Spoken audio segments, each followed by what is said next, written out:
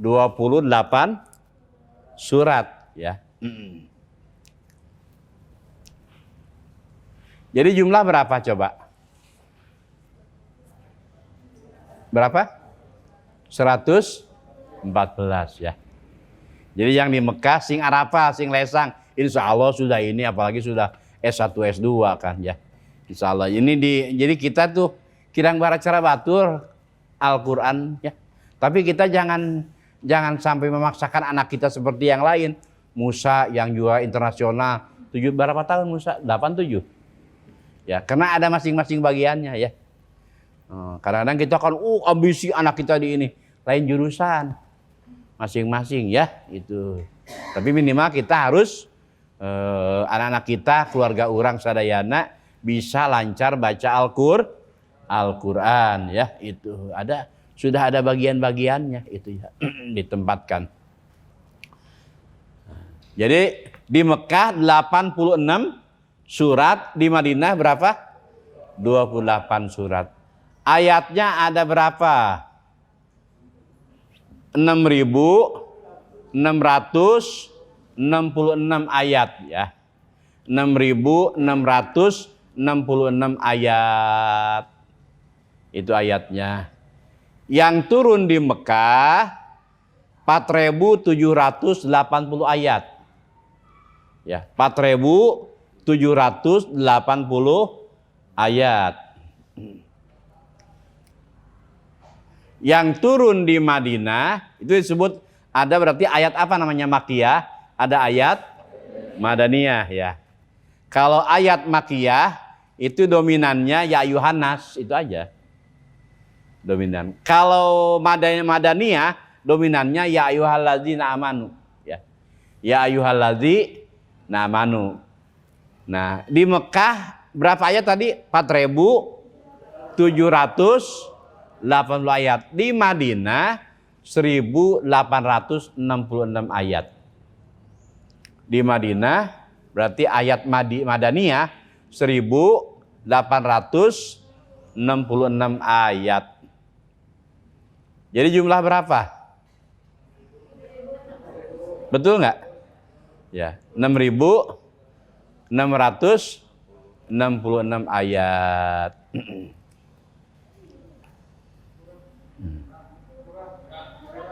Hah? Coba 4.780 ayat.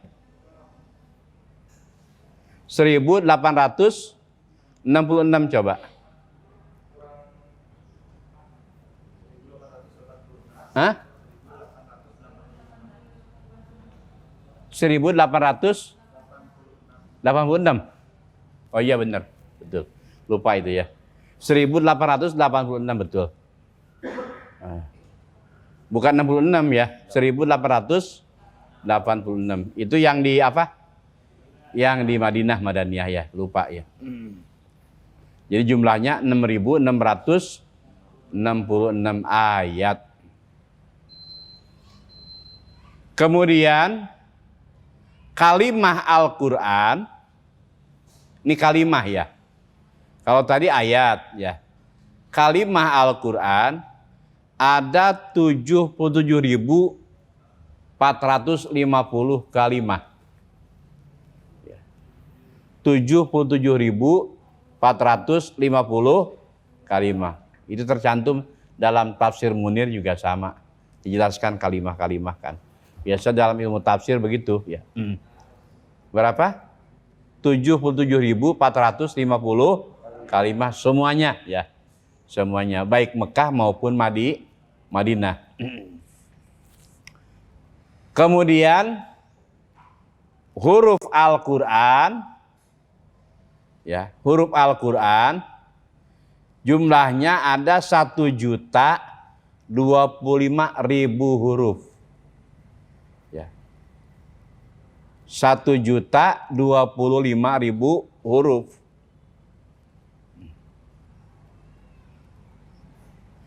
Dalam tafsir Jamal, tafsir Sawi, rahasia huruf Al-Quran ada 1.025.000 huruf. Itu sesuai dengan derajat martabat yang ada di surga. Mudah-mudahan kita semuanya termasuk ahli surga ya. Amin ya Allah ya Rabbal alamin. Kemudian ada berapa Al-Qur'an hurufnya? Ya, batur mah harap Al-Qur'an urang mah nyaho-nyaho hurufna atuh ya. Dari 6.666 ayat ya. 1.000 ayat globalnya nih menjelaskan tentang perintah-perintah Allah. 1.000 ayat menjelaskan tentang perintah-perintah Allah.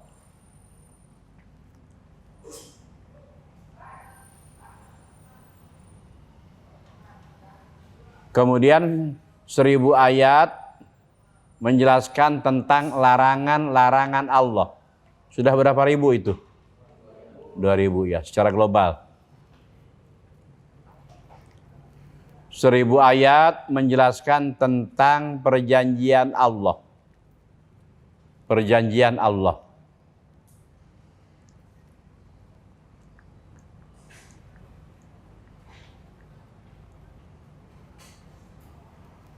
Seribu ayat menjelaskan tentang ancaman-ancaman Allah.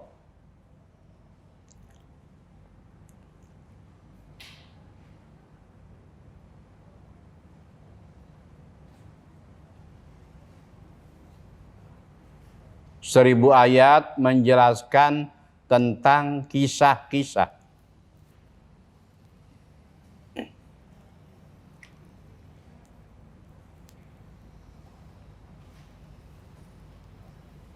Seribu ayat menjelaskan tentang tamsil-tamsil, ya, contoh-contoh.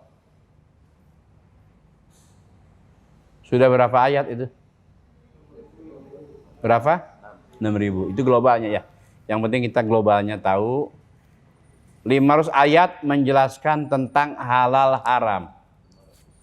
500 ayat menjelaskan tentang halal haram.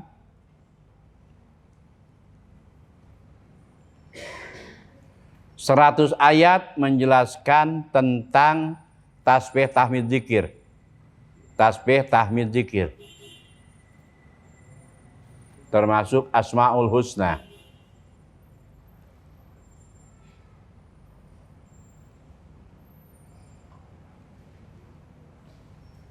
66 ayat menjelaskan ayat nasikh dan mansukh.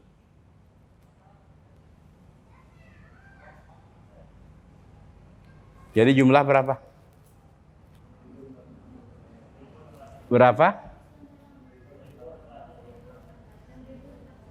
6.066 ayat ya. Ada tanya jawab? Ada. Nah, barangkali sekadar paparan pengantar itu saja ya. Mudah-mudahan kita semuanya bisa hafal, mengetahui, memahami ya secara global ya daripada isi kandungan Al-Qur'an.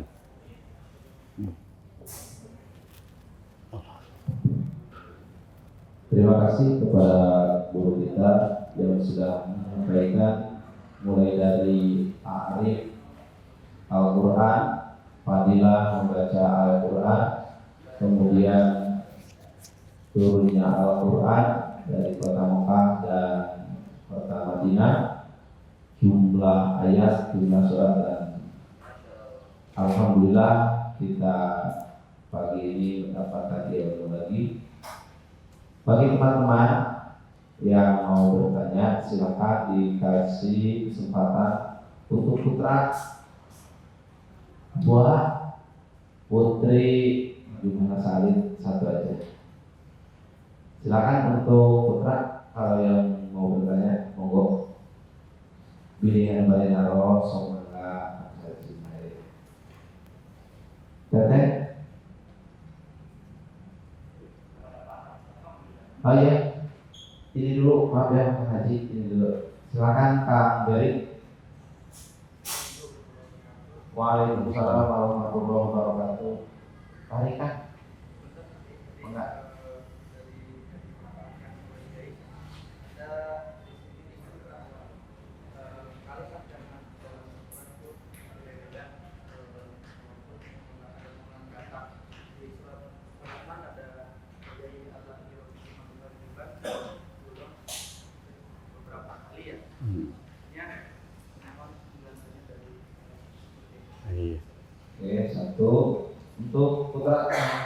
Kang Haji, sok ditampung dulu. Baik, terima kasih pertanyaannya. Ini sangat penting sekali ya. Bahwasanya Al-Quran itu diturunkan di bulan Ramadan.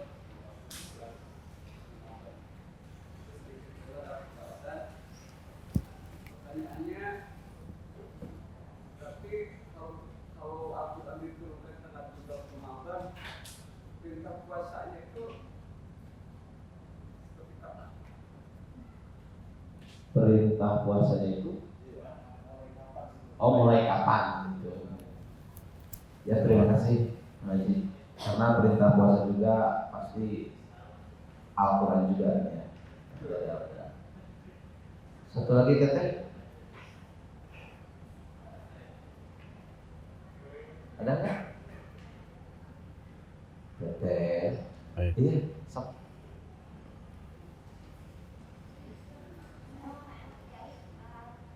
Tadi kan dijelaskan bahwa Al-Quran itu secara langsung turun ke Baitul Izzah sebelum berapa Rasulullah. Kan Rasulullah kan ayat pertamanya adalah apa-apa. Nah yang saya ingin tanyakan bagaimana Rasulullah atau para sahabat bisa mengetahui bahwa umum itu adalah Al-Fatihah, bukan al-Alaq yang surat pertamanya. Surat pertama itu di Quran yang surat baca adalah Al-Fatihah. Karena di surat pertama adalah Al-Alaq.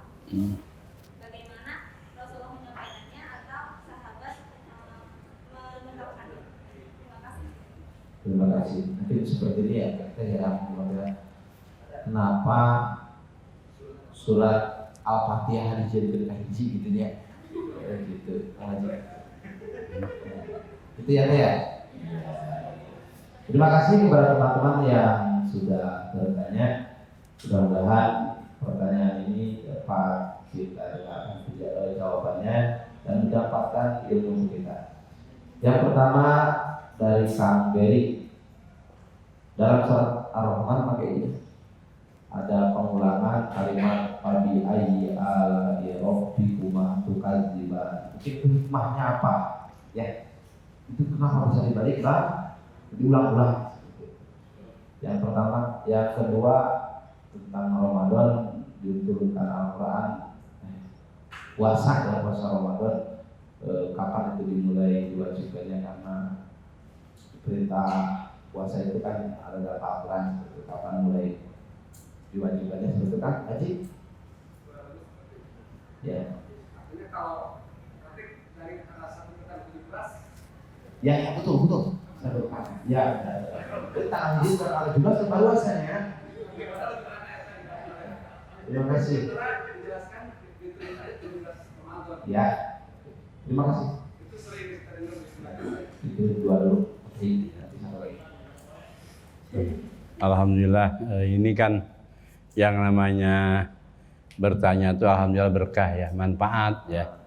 Jadi untuk semuanya ya, 3 pertanyaan ini sudah cukup ini ya, mewakili ke semuanya itu diantaranya ya. Yang pertama tadi di surah Ar-Rahman ya, sudah maklum, juga mungkin biasa kita baca dan terjemahannya juga sudah jelas. Nikmat apalagi yang akan kau dustakan ya, itu diantaranya. Karena sesuai dengan firman Allah Subhanahu wa taala, wa in ta'udu nikmatallahi la tusuha. Itu kan untuk, meskipun di dalam definisi Syekh Muhammad Ali As-Sobuni wala yahluqu ala kasratir rad itu karena nikmat itu banyak ya. Lafadznya sama tapi berbeda. Contoh saja satu saja. Kemarin ini yang aktual saja kita. Kemarin rame enggak kosong oksigen? Ya, satu aja. Ya. Itu kan ketika menjelaskan itu kan ada sedikit lagi tambahan. Abu Nuwas ini ya ditanya oleh Raja Harun ar-Rasyid. Abu Nuwas ini menjadi rujukan para sufistik sebetulnya ya, para ahli sufi, bahwa ketika Abu Nuwas tolong jelaskan nikmat Allah yang telah Allah berikan kepada kita. Abu Nuwas menjawab, sebanyak bulu kucing baginda raja ya, sebanyak bulu kucing. Artinya bulu kucing itu heseng hitung naknya gitu. Nah itu ya. Nah itulah diantaranya wa in ta'udu nikmatallahi latu suha. Contoh kemarin ini yang aktual saja supaya kita sadar ya khususnya bangsa Indonesia dengan langkanya kemarin apa namanya oksigen. Ternyata kalau kita kaji di tubuh kita ini adalah kurang lebih ya yang namanya zat asam oksigen itu kurang lebih ada 65%. Ya itu. Kemudian juga ada zat arang karbon itu 18%. Ada yang zat cair ya. Itu apa yang disebut dengan ada nitrogen ya. Kemudian juga zat pelemas dan lain-lain itu hidrogen ya. Itu 10%. Kemudian ada yang lain-lainnya itu ya. Yang namanya yang disebut dengan fosfor, kalium, kalsium, zat kapur, zat besi, manhan, tembaga itu dan lain-lain itu kurang lebih 4%. Jadi jumlah 100%. Satu saja contoh nikmat Allah yang Allah berikan kepada kita. Yang dibutuhkan oleh kita kalau kita beli, kalau Allah mau hitung-hitungan, oksigen saja yang dibutuhkan oleh kita kurang lebih 2.880 liter. Berapa? 2.880 per literna 25.000. Kamari mah gitu kan diurang mah. Aya nu 75, aya nu 100 hargana keur langka. Dipakai kesempatan ya itu. Nah, harga normalnya itu kurang lebih 25.000. Sok we pangitungkeun ya. Kemudian juga ditambah dengan nitrogen itu yang dibutuhkan 11.376 liter per hari kali saliterna 10.000. Jadi lamun digoba sok we pangitungkeun dalam kalkulator yang dibutuhkan aja kalau kita hitung-hitungan kalau kita belanja beli sorangan sudah 185 juta lebih per hari. Ya, sabulan 5,5 miliar. Itulah yang disebut dengan fabi'ai ala'i rabbikuma tukad di antaranya ya. Termasuk belum lagi yang namanya ada lautan asin, tawar sama asin di wilayah Spanyol itu kan di Afrika ya. Itu di antaranya yang harus kita memang betul-betul makanya tadi dikaji, dipelajari dalam kehidupan sehari-hari. Banyak sekali nikmat ini adalah bentuk daripada rahmat Allah Subhanahu wa ta'ala. Termasuk sekarang kita sekaligus kita nyisipkan nih bagus pertanyaan. Kita nikmat kemerdekaan. Ya, itu. Yang telah berusia berapa tahun sekarang? 76 tahun. Ini juga wajib disyukuri. Kita doakan para pahlawan, para juang kita, para ulama, tokoh bangsa yang telah mendahulu kita ini ya. Itu bukan dipakai hura-hura tuh para ruguh ya. Ya, kiriman hadiah tahlil dan lain-lain itu diantaranya ya. Itu yang kedua. Kemudian yang kedua yaitu kaitan dengan masalah yaitu puasa Ramadan ya.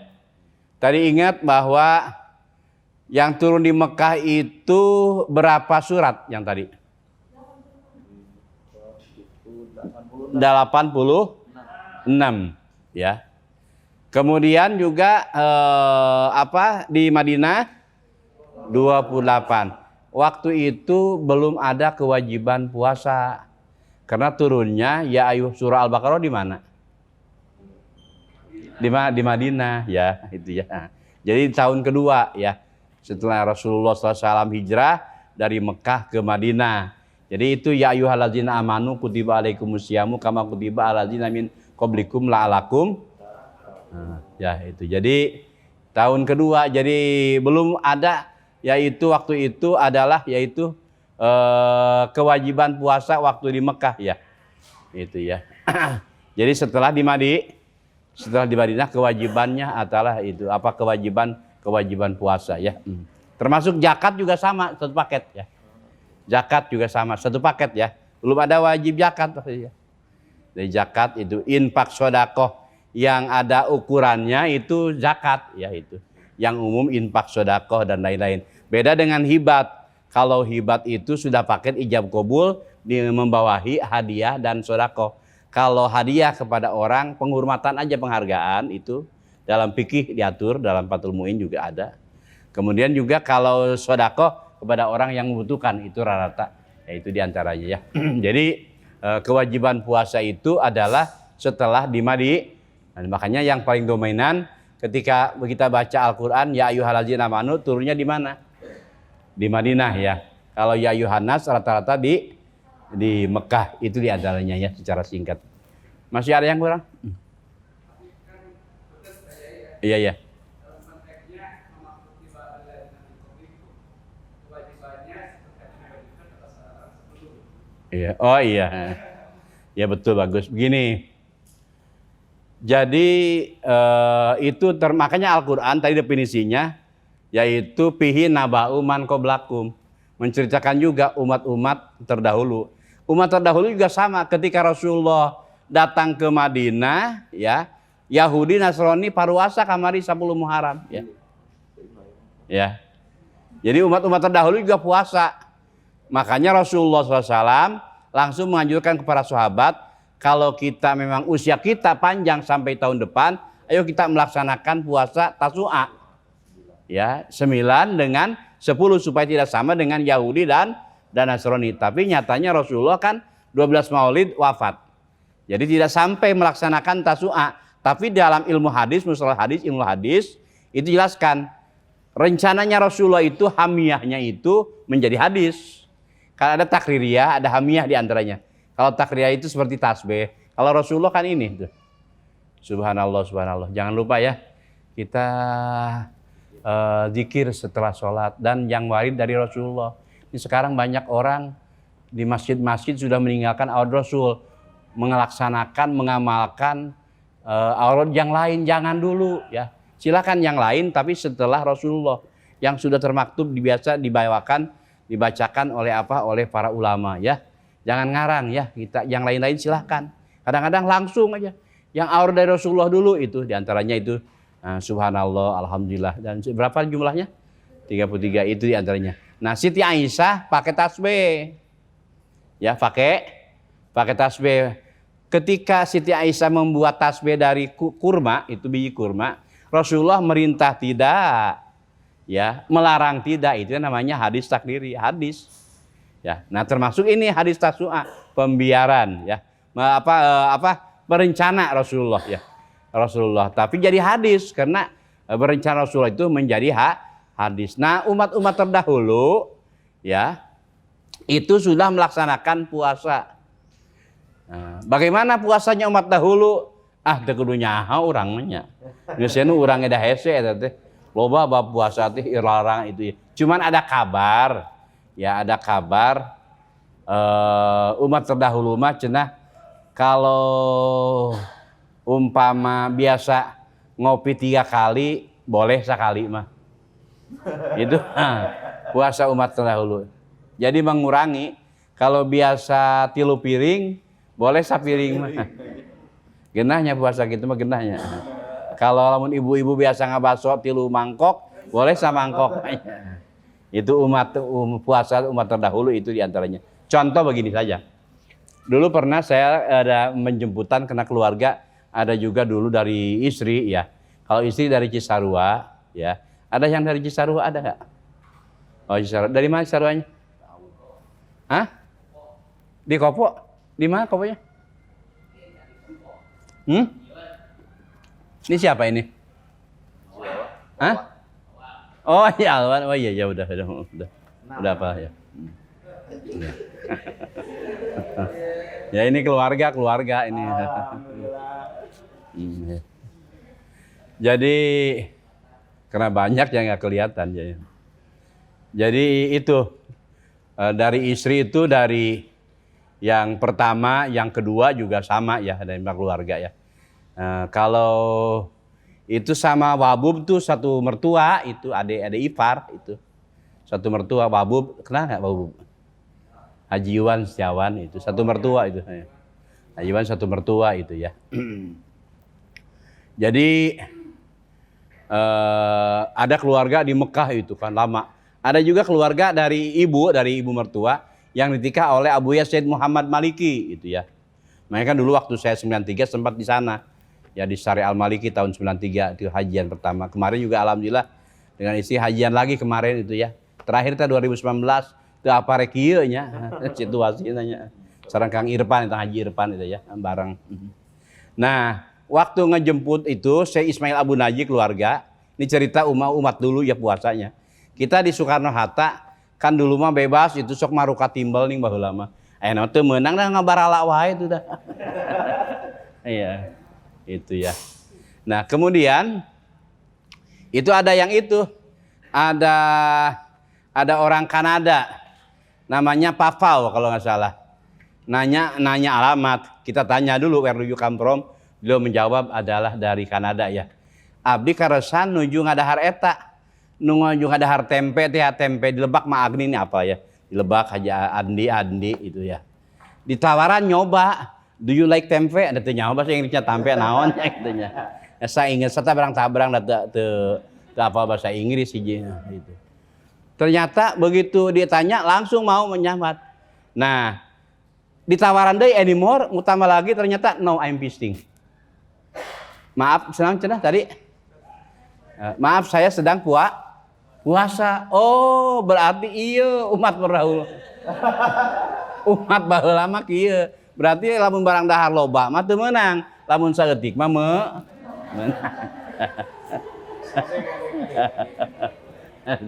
Itu diantaranya ya. Itu diantaranya ya. Jadi itu umat terdahulu ya, itu diantaranya ya. Maksudnya begitu ya. Kemudian yang perempuan. Yang pertama itu Al-Fatihah kenapa dijadikan ayat pertama? Iya. Oh iya. Surat yang pertama itu kan Al-Alaq, kenapa jadi Al-Fatihah yang pertama? Iya. Jadi begini. Kalau turunnya itu secara berurutan. Ya, diantaranya hikmahnya turun berurutan itu untuk gampang mengamalkan dan memahaminya dan menghafalkannya dan mengamalkannya. Itu diantaranya. Termasuk juga sesuai dengan asbab nuzul itu kan. Nah, kemudian kalau pembukuannya, penyusunannya, Rasulullah biasanya setelah menerima wahyu itu menyampaikan kepada para sahabat, ya. Jadi untuk ditulis, ya. Ada yang dihafal, ditulis di pelapa-pelapa korma, di kulit-kulit, termasuk di daun kayu-kayuan dan lain-lain, itu diantaranya ya. Nah, jadi kalau memang awalnya itu, tapi susunan sistematika yang disusun oleh Rasulullah SAW itu dari mulai surah Al-Fatihah, ya, dari surah Al-Fatihah sampai kepada yaitu sampai kepada Falaq bin Nas. Insya Allah kalau kita panjang usia, mungkin saya masih ada jadwal nggak nantinya? Nantinya. Untuk ya kalau masih ada, insya Allah nanti kita disusun, bukan susunan ini. Nanti kita akan menyusun ilmu, ya. Kalau sekarang waktu ya, disusun ilmu nanti dari urutan turunnya, ya. Nulis aja semuanya kita. Kemudian nanti kita diadukan dengan urutan yang sekarang. Itu. Kenapa dari rahasianya? Diantaranya itu yang disebut dengan Al-Fatihah itu Umul Quran kan. Ya, disebut Umul Kitab ya, itu diantaranya.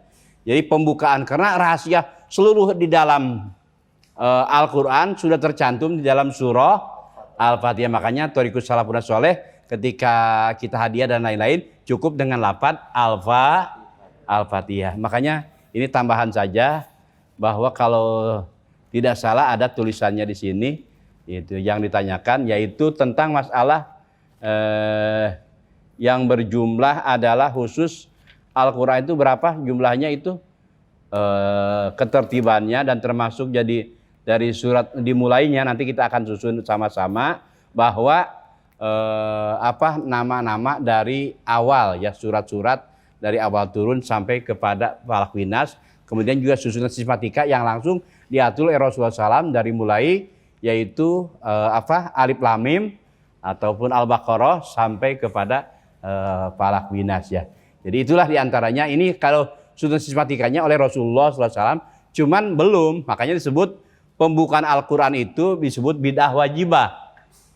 Ya, sekarang kan banyak orang golongan kita juga sama modalnya ceramahnya bid'ah yang musyrik.